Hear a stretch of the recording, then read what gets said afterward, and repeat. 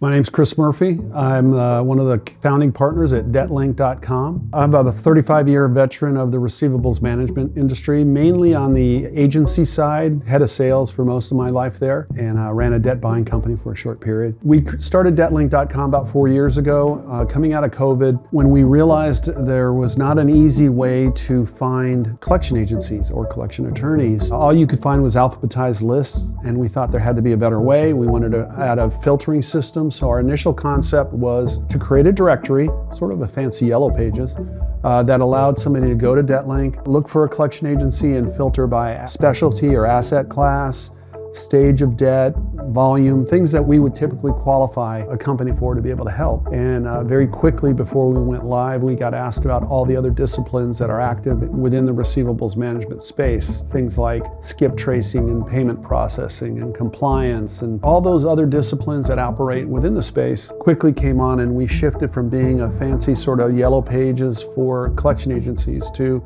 an industry hub for the receivables management space. DebtLink's a free site to go to. We encourage everybody to go there. They click it, they can search around. There's great information on there that's provided by our members, but we're trying to solve problems for two different groups of people. For businesses out there that really don't know how the industry works or where to find solutions and what types of solutions are available, they have one spot to go now. They can go to DebtLink, and everything that they do from the point they provide their product or service down that AR timeline is there, and they can shop around and research and engage. The other thing we're trying to do is for all those companies that provide a service in our space to have a place to be, to create new business, to get new sales, to improve their engagement by taking advantage of our profiles, our review capability that lets those shoppers that are 5,000 to 10,000 shoppers a month that are going to DebtLink that are only interested in AR related solutions, and they're finding them there. So we're trying to create more sales for the service providers that are looking for sales, and we're trying to help the people looking for a service provider to find them in one spot. That's really what we're trying to do. In the culture we live in today, nobody buys anything without reading a review or knowing they're going to get asked, what were the reviews, expecting that you have read them in advance. So that has changed. In the old days, we used to give a list of 3 or 4 of my existing clients and say, call them, they'll tell you about us. But that doesn't happen anymore. Now it's read the review. In the receivable space specifically, the world of Google reviews is an unsafe place typically because the business-to-business reviews are commingled with consumer complaints. It's just not safe. And so it's not really been taken advantage of. So DebtLink's the first company to provide a third-party site that allows our members, our subscribers, to solicit reviews from their clients, and the clients can come and review them and how their experience was with them, and then available to be seen by shoppers. So it's really helped. We've sort of used the phrase, we haven't used it, somebody's referred to us like, oh, you guys are sort of like the Yelp of our industry. And Yelp does a great job in that way, in that if you're looking for a restaurant, you may navigate to that restaurant's website to check out the menu, and it looks good, and you're like, I'll read a review, but nobody puts a bad review on their own website. We know that. But if the menu looks good, everything looks good, the next thing you're going to do is go to Yelp to read those Yelp reviews. And if they say good things, then you go. And if they don't, you keep looking. And why are Yelp's reviews more valuable than the ones on the website? And it's the third-party site. And that's what we provide in the receivable space. So for companies that are trying to grow their brand, improve their digital trust, which is a big piece of the world today, having their clients review them on DebtLink should increase the ability to sell and engage by directing people you're trying to sell your client or sell your service to. You can direct them to DebtLink to read the reviews, see what people are saying about them on DebtLink, and then make the decision whether you want to move forward.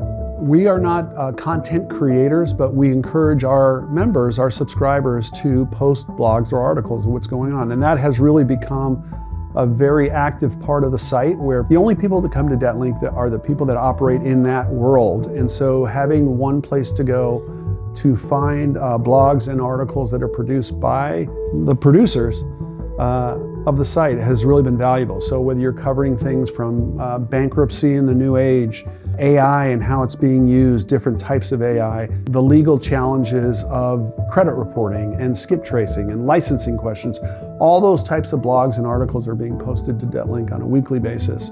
and are a great resource for both businesses in the world that are trying to learn more of what's going on in this space, and especially for people that operate within our industry specifically. Our initial thinking was to create a searchable directory for collection agencies, collection attorneys, and debt buyers or sellers, and it has grown dramatically to all the other disciplines. I've mentioned that before. There is a large swath of medium to small collection agencies out there that never go to trade shows, and they're regionally based, and they're not as engaged as a lot of the larger firms.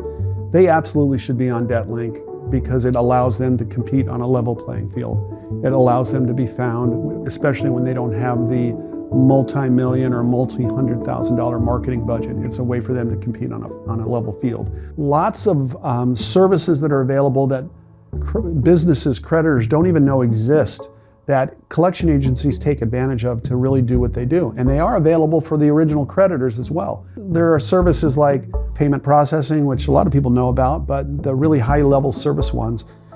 Voice drop technology is something a lot of people don't even know what that is, but that's the ability to drop a voicemail without the phone ringing. And so again, if you're trying to communicate a message, it's extremely effective. One of the most popular areas that are of growth right now is the companies that are on our site that provide self-service portals, and we see more and more of those coming on board now. Those types of services are available on DebtLink, and it's pretty cool. We know there are so many companies out there that don't have large marketing budgets, so how can we help promote them? That's really our mission.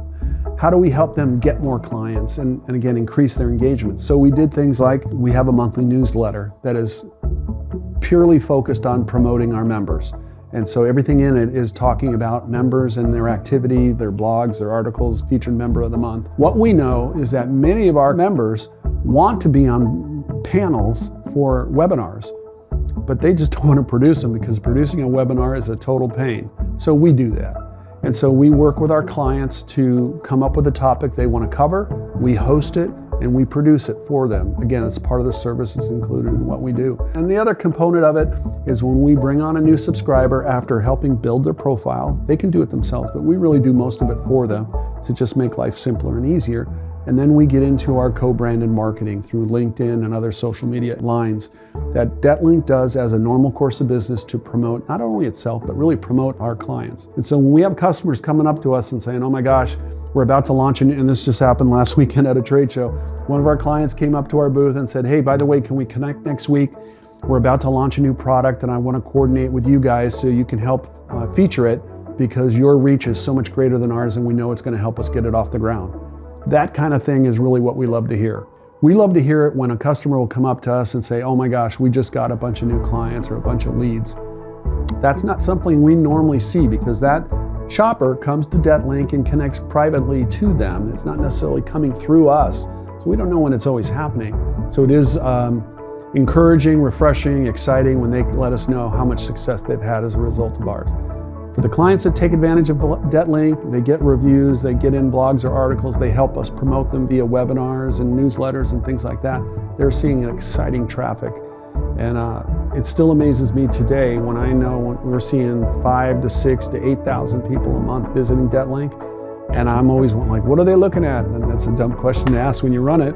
But when I go and look at what they're looking at our clients. And that's exactly what we're trying to do. It's a tool, it's a thing to make life simpler.